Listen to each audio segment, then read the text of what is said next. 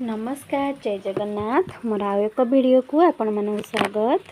पिला माने तुम माने जानिथिबो एटा होउची आम अष्टम श्रेणी बहिर सामाजिक विज्ञान एबे जो आम न्यू बुक हेची सामाजिक विज्ञान सेही बहिर प्रथम अध्याय बा प्रथम चैप्टर कौन ना प्राकृतिक संबल और तार व्यवहार।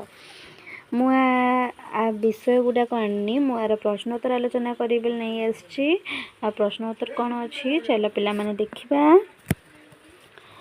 लास्ट 19 नंबर पेज रे आर प्रश्न सब देइछि। 1 नंबर प्रश्न देइछि आमे आज जहाँ को नवीकरण योग्य संबल बोली भाबुछे ताहा आसंता काली को किपरि नवीकरण अयोग्य होई जिवो। एही घटना को रोकिबा पई केउ केउ पदक्षेप निया जाई पारिबो लेख। आर आंसर चलो देखिबा ना नवीकरण योग्य संबल जेपरिक जल जंगल माटी आदि अत्यधिक और अविवेकपूर्ण व्यवहार कले सेगुड़िक धीरे धीरे क्षय हो जाए। तेणु यही संबल गुड़ी को भविष्यत ପାଇଁ सुरक्षित रखा निम्नलिखित पदक्षेप नेबा आवश्यक। संबलर तार पदक्षेप कौन सबू ना संबलर सीमित और सठिक व्यवहार करबा जेमितिकी आवश्यकता अनुसार मात्र व्यवहार करी अपचय बंद करबा।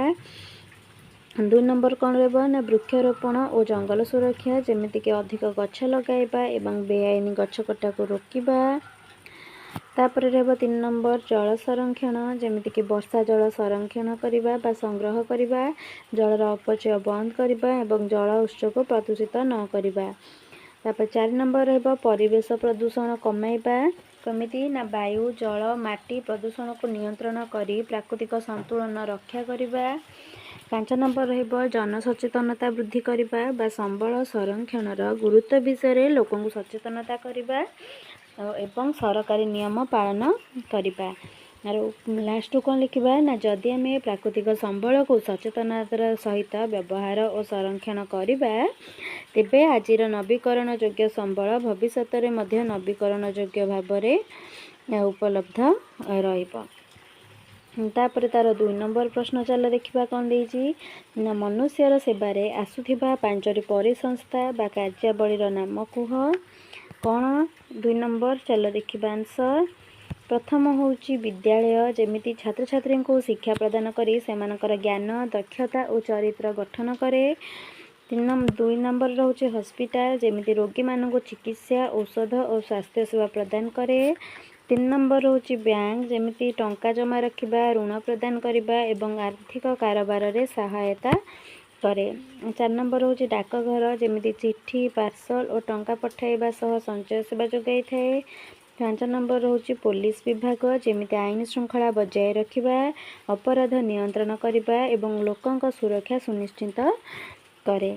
तापरे तार 3 नंबर प्रश्न चल देखिबा पिला कौन देइछि ना नवीकरण योग्य संबल गुड़िक कौन सेगुड़ी को नवीकरण अयोग्य संबल ठारू किपरि भिन्न। वर्तमान एवं भविष्यत पीढ़ी निमंते नवीकरण योग्य संबलर उपलब्धि निश्चित करिबा पई लोक माने कौन करि परिबे यार 2टी उदाहरण दियो। चलो पिला माने 3 नंबर आंसर देखिबा जे नवीकरण योग्य संबल हेउची सेही प्राकृतिक संबल जहाँ प्रकृति द्वारा बारंबार सृष्टि किंबा पूरण होई पारे। एही संबल को सठिक भाव में व्यवहार कले यह दीर्घ समय पर्यंत उपलब्ध रहे। उदाहरण कौन ना सूर्य शक्ति पवन जल आउ जंगल।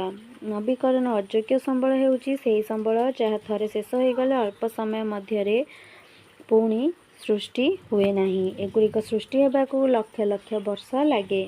उदाहरण कौन ना कोयला पेट्रोलियम प्राकृतिक गैस। तापर कौन है ना नवीकरण योग्य संबल पुनः सृष्टि हो पारे किंतु नवीकरण अयोग्य संबल पुनः सृष्टि हो पारे नहीं। किंतु नवीकरण योग्य संबल को दीर्घ समय व्यवहार करिहेबो किंतु नवीकरण अयोग्य संबल शेष हो गले पुणी सहजरे मिले नहीं। आउ कौन ना भविष्यत पई नवीकरण योग्य संबलर उपलब्धि निश्चित करिबार उपाय कौन ना जल जंगल अन्य प्राकृतिक संबलर अपचय बंद करी सठिक व्यवहार करिबा। आउटे कौन ना वृक्षारोपण करिबा वर्षा जल संरक्षण करिबा एवं परिवेश प्रदूषण कमाइबा। तार 2टी उदाहरण कौन ना सूर्य शक्ति आउ पवन शक्ति। तापरे 4 नंबर चल देखिबे पिले देइछि तुम घर ଏବଂ ଆଖପାଖରେ ପ୍ରାକୃତିକ ସମ୍ବଳ ବ୍ୟବହାର ସମ୍ପର୍କିତ ସଚେତନତାକୁ ସୂଚାଉଥିବା ସାଂସ୍କୃତିକ ଅଭ୍ୟାସ ଗୁଡ଼ିକୁ ଚିହ୍ନଟ କର। 4 ନମ୍ବର ଦେଖିବା ଚାଲ। ଦେଇଛି କ'ଣ ନା ଆମ ଘର ଏବଂ ଆଖପାଖରେ ପ୍ରାକୃତିକ ସମ୍ବଳର ସଠିକ୍ ବ୍ୟବହାର ସଂରକ୍ଷଣକୁ ସୂଚାଉଥିବା କେତେକ ସାଂସ୍କୃତିକ ଅଭ୍ୟାସ ହେଲା ତୁଳସୀ, ବର, ପିପଳ ଗଛର ପୂଜା କରି ସେଗୁଡ଼ିକର ସୁରକ୍ଷା କରାଯାଏ। 2 ନମ୍ବର କ'ଣ ନା ପାଣିର ଅପଚୟ ନ କରି ଆବଶ୍ୟକତା ଅନୁସାରେ ବ୍ୟବହାର କରାଯାଏ। 3 ନମ୍ବର ହେଉଛି ପର୍ବପର୍ବାଣି ଓ ବିଶେଷ ଦିନରେ ବୃକ୍ଷରୋପଣ କରିବାକୁ ପ୍ରୋତ୍ସାହନ ଦିଆଯାଏ। 4 ନମ୍ବର ହେଉଛି ଘର ଓ ଆଖପାଖ ସଫା ରଖି ପରିବେଶ ପ୍ରଦୂଷଣ ମୁକ୍ତ ରଖିବାର ଅଭ୍ୟାସ ରହିଛି। 5 ନମ୍ବର କ'ଣ ନା ଅନାବଶ୍ୟକ ବିଦ୍ୟୁତ୍, ଜଳ ଓ ଇନ୍ଧନର ଅପଚୟ ନ କରି ସଞ୍ଚୟ କରାଯାଏ।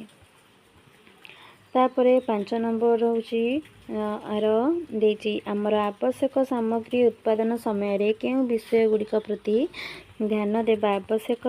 ଚାଲ ପିଲା 5 ନମ୍ବର ଦେଖିବା। ଉତ୍ତର କ'ଣ ହେବ ନା ଧ୍ୟାନ ଦେବା ଆବଶ୍ୟକ କାହା ପ୍ରତି ନା ପ୍ରାକୃତିକ ସମ୍ବଳର ସୀମିତ ଓ ସୁଚିନ୍ତିତ ବ୍ୟବହାର କରିବା ଯାହାଦ୍ୱାରା ସମ୍ବଳର ଅପଚୟ ନ ହୁଏ। 2 ନମ୍ବର କହିଛି ପରିବେଶ ପ୍ରଦୂଷଣ କମ୍ ହେବା ଭଳି ଉତ୍ପାଦନ ପ୍ରଣାଳୀ ଅନୁସରଣ କରିବା। 3 ନମ୍ବର କହିଛି ଶକ୍ତି ଓ ଜଳର ସଞ୍ଚୟ କରି ଉତ୍ପାଦନ କରିବା। 4 ନମ୍ବର କହିଛି ଉତ୍ପାଦିତ ବର୍ଜ୍ୟ ପଦାର୍ଥର ସଠିକ୍ ପରିଚାଳନା ଓ ପୁନଃବ୍ୟବହାର ରିସାଇକ୍ଲିଂ କରିବା। 5 ନମ୍ବର କହିଛି ଭବିଷ୍ୟତ ପିଢ଼ିର ଆବଶ୍ୟକତାକୁ ଧ୍ୟାନରେ ରଖି ସ୍ଥାୟୀ ଓ ପରିବେଶ ବାନ୍ଧବ ଉତ୍ପାଦନ କରିବା। ଆଉ କ'ଣ ନା ଏହି ବିଷୟ ପ୍ରତି ଧ୍ୟାନ ଦେଲେ ପ୍ରାକୃତିକ ସମ୍ବଳର ସୁରକ୍ଷା ହେବ ଏବଂ ପରିବେଶର ସନ୍ତୁଳନ ମଧ୍ୟ ବଜାୟ ରହିବ। ପିଲାମାନେ ଏହି ବିଷୟର ଥିଲା ଜମାରୁ 5ଟା ପ୍ରଶ୍ନ ଆମର ଯେଉଁଟା ଆଲୋଚନା ସରିଗଲା। ପିଲାମାନେ ଏଇ ଟାଇପ୍ର ଭିଡ଼ିଓ ପାଇବାକୁ ହେଲେ ମୋ ଚ୍ୟାନେଲକୁ ସବସ୍କ୍ରାଇବ୍ କରି ରଖନ୍ତୁ ଯେମିତିକି ମୁଁ ଭିଡ଼ିଓ ଅପଲୋଡ଼ କଲା ମାତ୍ରେ ଆପଣମାନଙ୍କ ପାଖକୁ ଆଗେ ଯାଇ ପହଞ୍ଚିବ। ତାହେଲେ ପିଲାମାନେ এই ଭିଡ଼ିଓଟି ଯଦି ଆପଣମାନଙ୍କୁ ଭଲ ଲାଗିଥାଏ ତାହେଲେ ନିଶ୍ଚିନ୍ତ ଲାଇକ୍, ସେୟାର ଆଣ୍ଡ ସବସ୍କ୍ରାଇବ୍ କରି ରଖିବେ। ରହୁଛି ପିଲା, ନମସ୍କାର।